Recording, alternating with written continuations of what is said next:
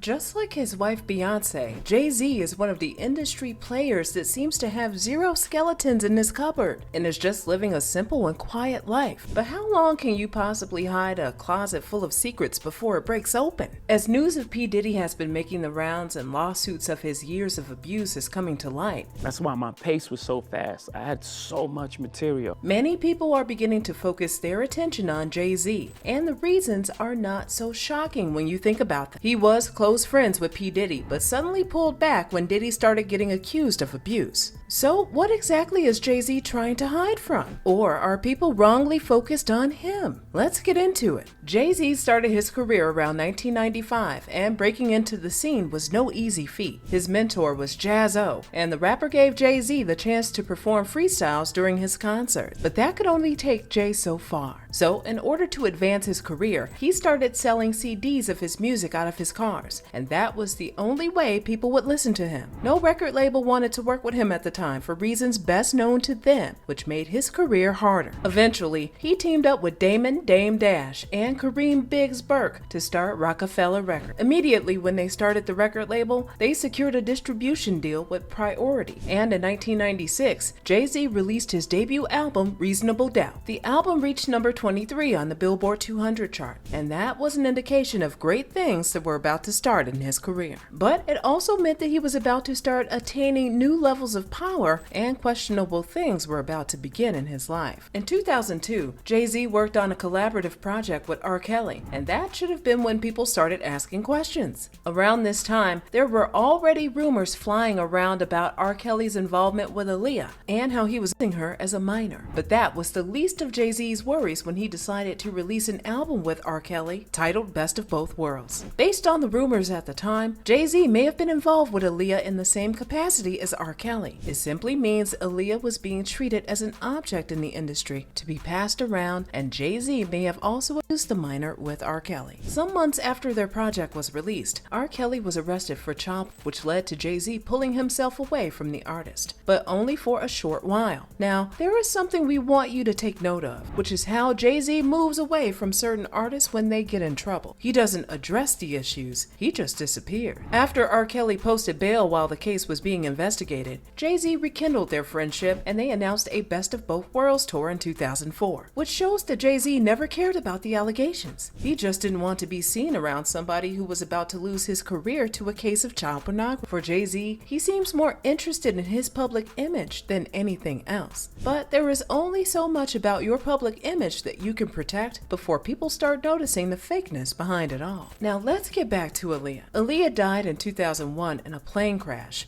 and before her death, she didn't feel comfortable about getting on the plane. This experience was recounted by a man named Russell, who was Aaliyah's baggage handler and whose mom was the singer's taxi driver. Based on his testimony, Aaliyah felt uneasy about getting on the plane as she complained that the plane seemed too small. She was on her way to an island for a video shoot, and her team had large filming equipment, which seemed too much in addition to 8 other people. What further made her anxiety worse was when the plane arrived 2 hours late, and the pilot got into an argument with the team that they were too much for him to fly with. Aaliyah got tired of the conversation and went into Russell's mother's taxi to rest. She told her team that she had a headache and could not continue the trip, asking that it be postponed. But her team remained insistent that they traveled that night. After a while of leaving Aaliyah alone, a member of the team went to check up on her and gave her a pill, which made her fall into a deep sleep. They then carried her onto the plane and convinced the pilot to fly. Barely 2 minutes into takeoff, the plane nosedived into the ground, killing Aaliyah and 6 others on the flight. The remaining 2 passengers that could have survived died in the hospital. According to the autopsy, Aaliyah was found strapped into her seat with her head leaned sideways. It seemed indicative of a person that was sleeping, which means she didn't even know she was about to die or that she had died. She had taken that mysterious pill from her team member out of trust, and it came to bite her in the back. After Aaliyah's death, her label started claiming that she was the one who insisted on being on on the plane.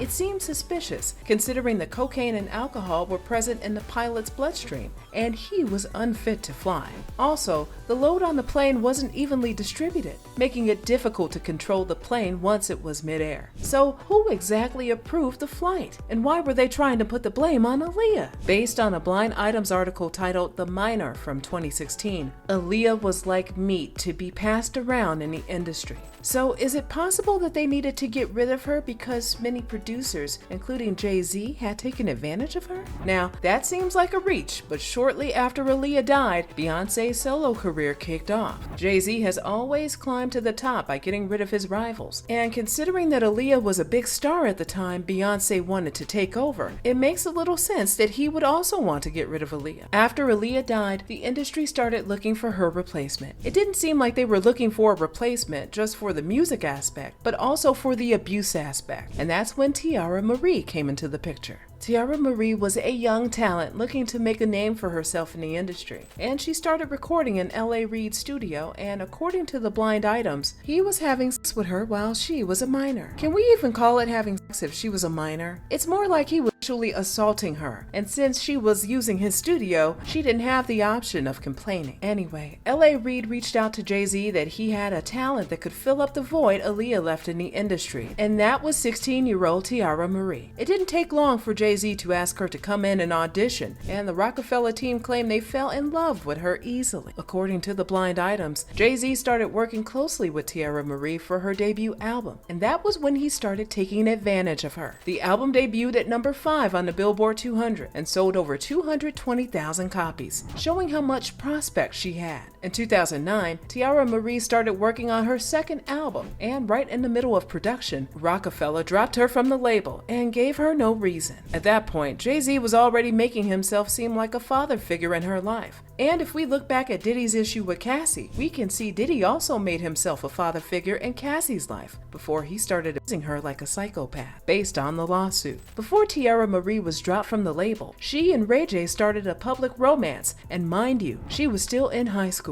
Based on the T, Jay-Z did not appreciate their relationship, considering he had eyes for Tiara Marie too. But aside from having eyes from Tiara Marie, he had Beyonce on his radar also, and we will come back to that. To get back at Tiara Marie for dating Ray J, he sent out of the label and ghosted her, despite cosplaying as a father figure and in her life. According to the Blind Items, Jay-Z went on to blacklist Tiara Marie because Ray J started feuding with him. Based on the article, Ray J told Jay-Z that he would no longer let him mess around with Tiara without thinking of the consequences. Jay-Z then dropped Tiara to prove to Ray J that she wasn't all that, and he could replace her in a heartbeat if need be.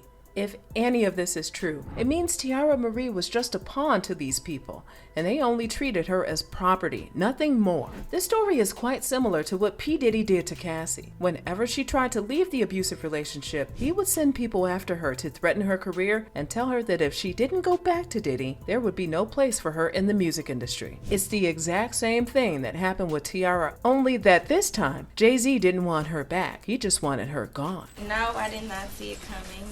I was getting ready for my prom. Now, get this. After Tiara Marie was kicked out of Rockefeller, that was when Jay-Z started to focus on Rihanna, making her his favorite star. Considering Rihanna was signed the same time as Tiara Marie, it's questionable that Jay-Z would focus all his attention on her after he kicked Tiara out. It was almost as if he wanted to make Tiara jealous and show her why she should never do anything he doesn't like. But let's get back to Beyonce. The focus on her today isn't her career, but her relationship with Jay-Z. If you are a fan of Beyonce, you might want to take a deep breath and reason with us, because your feathers might be ruffled, but we are just here to give you the tea. Beyonce and Jay-Z met when she was barely 16 years old and he was pushing 30. He was a big industry name and Beyonce was still performing with Destiny's Child. Beyonce claims that she didn't start dating Jay-Z until she turned 18, but it seemed like Jay-Z patiently waited for her to become legal before dating her. Throughout the time that they were supposedly just friends, Jay-Z must have been grooming Beyonce and preparing her for when he was going to date her, if he wasn't already dating her during that time.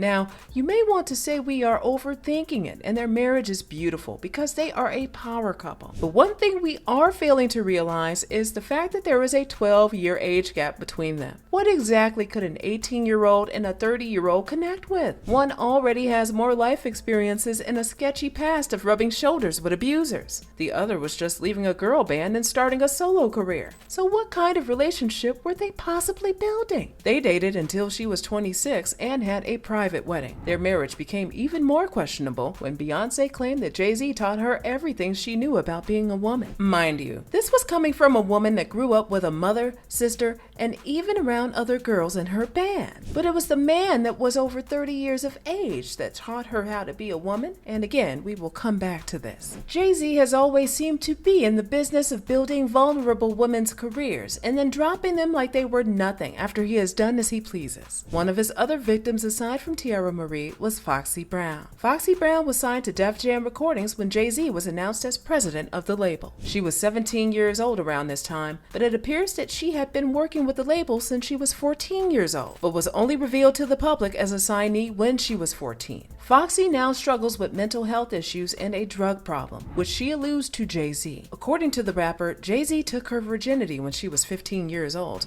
and infected her with an STI. Foxy Brown's first album, Il Nana, which she released after joining Jay-Z's label, has explicit lyrics for somebody that was barely a minor. Although she released the album when she was 17, she recorded it at 14, and Jay-Z was a co-writer on the album. Word on the street was Jay-Z was having sex with Foxy around this time, and when you look back on Aaliyah's song and album Age Ain't Nothing But a Number, and how it connects with her relationship with R. Kelly, you are able to understand a little the kind of things that go down in the industry. Jay-Z was friends with R. Kelly, even when he knew what R. Kelly had done to Aaliyah. So what makes anybody think he wasn't doing the same to Foxy Brown? In 2003, Foxy Brown left Def Jam, and that was when she got blackballed in the industry. Why Foxy Brown's exit from Def Jam was suspicious was because after she left, her career pretty much ended, and Dame Dash, a major stakeholder in Rockefeller, claims to not remember Foxy being signed to the label. Dame Dash sold his rights in Rockefeller to Def Jam in 1997 because he could no longer deal with Jay-Z's lack of morality. He referenced Jay-Z's relationship with R. Kelly after everything the singer did to Aaliyah. According to Dame Dash, it was suspicious and made no sense to him because if you could conveniently be friends with an abuser, what else have you or can you not do? Still on the topic of Aaliyah, Jaguar Wright talked about Jay-Z having sex with her when R. Kelly was also doing the same. And he was working with R. Kelly and they were making so many records together.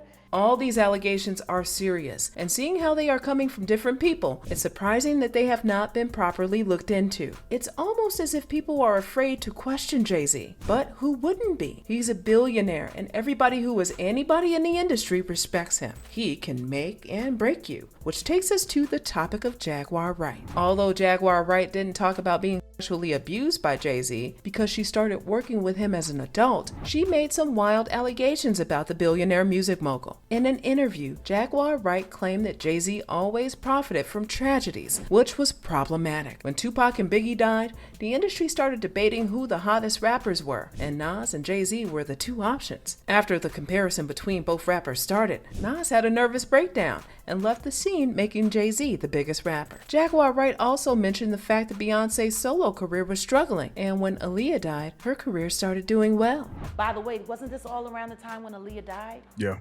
It was almost like whenever something went wrong, Jay-Z was taking the step up the ladder. How wouldn't anyone suspect that he had a lot up his sleeve? I think everybody that knows Sean Carter knows that he will slump anyone in any relationship. Now, let's get back to his marriage with Beyonce. In 2014, TMZ released footage of Solange Knowles, Beyonce's sister, attacking Jay-Z in an elevator after the Met Gala. It triggered rumors of Jay-Z cheating on Beyonce, and when you look at his past relationships with women, it's not hard to understand why anyone would think that. After that incident, Roc Nation released a letter apologizing for what happened and asking people to move on because it was a family matter. In July of 2014, rumors started to spread that Beyonce and Jay-Z wanted to get a divorce, but couldn't because they had accepted money from concert promoters to do so many shows together. They were eventually able to move past their issues, and in 2016, Beyonce released an album called Lemonade. In one of the songs called Sorry, Beyonce staunchly said death to side chicks. In the same song, she referenced a certain Becky with the good hair. Although nobody knows who Jay-Z cheated with, Beyonce releasing a whole album to address the affair just confirmed the rumors. Jay-Z went to further directly admit that he did cheat on Beyonce, but they were working on their issues, and many years down the line, their love seems to be blossoming. But since Diddy's house was raided in the early parts of 2024 based on allegations of sexual assault, Diddy has been on the run, and Jay-Z has been awfully quiet. He had completely dissociated himself with Diddy, despite their close relationship, and now music fans are also starting to watch him closely. Do you think there's anything to be found on Jay-Z? Is he that well connected? Enough to get out of whatever trouble was brewing? If a large-scale investigation were to be launched on him, do you think he will go scot-free?